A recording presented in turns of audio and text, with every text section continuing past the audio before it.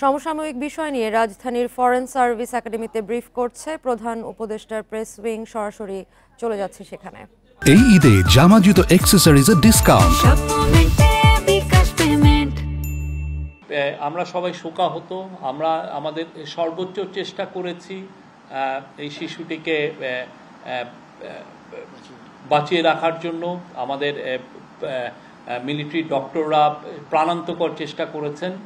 আর যারা এই এই ঘটনায় অভিযুক্ত তাদের সবাইকেই অলমোস্ট অ্যারেস্ট করা হয়েছে এবং আজকে চিফ অ্যাডভাইজার নিজে নির্দেশ দিয়েছেন। উনি তো আজকে শোক প্রকাশ করেছেন এই মৃত্যুতে এবং উনি কঠোরভাবে নির্দেশ দিয়েছেন যে এদেরকে যারা যারা অভিযুক্ত তাদেরকে যাতে খুব দ্রুত বিচারের আওতায় আনা হয়।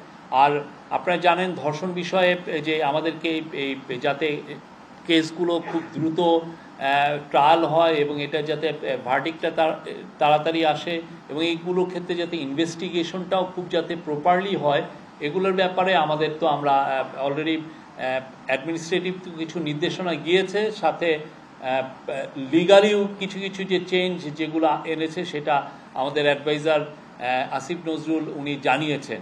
অলরেডি এটা নিউজ পেপারগুলোতে এসছে।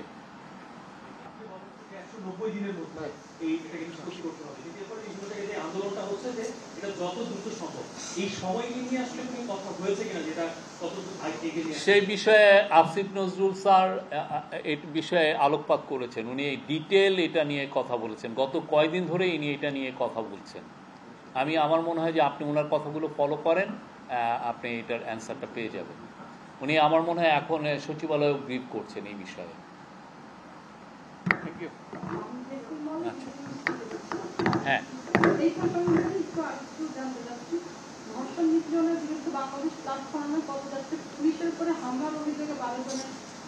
মামলা হয়েছে পুলিশ বাদে, এই বিষয়ে আপনাদের অবস্থান?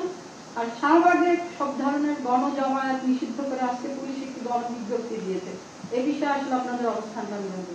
না, আজকে আমি দ্বিতীয় বিষয়টা বলি। আপনি জানেন আমাদের ইউনাইটেড নেশনের সেক্রেটারি জেনারেল আসছেন, তো অবশ্যই আমরা এটা একটা আমাদের জন্য খুবই একটা সম্মানের বিষয়, এটা খুবই ইম্পর্টেন্ট একটা ট্যুর।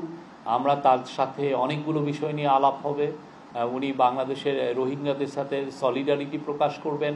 আপনারা জানেন রোহিঙ্গাদের যে এইড কাট হয়েছে সেই বিষয় নিয়ে ওনার সাথে যথেষ্ট কথা হবে।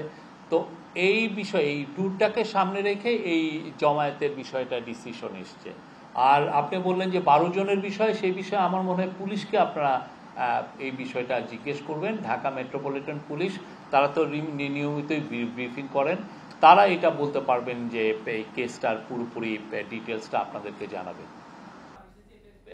ইন্ডাস্ট্রির যথেষ্ট সক্ষমতা হয়েছে এবং তারা আমরা মনে করছি যে তারা এখন ইন্টারন্যাশনালি এই তাদের কম্পিটিটিভনেস দেখানোর মতো অ্যাবিলিটি তাদের আছে।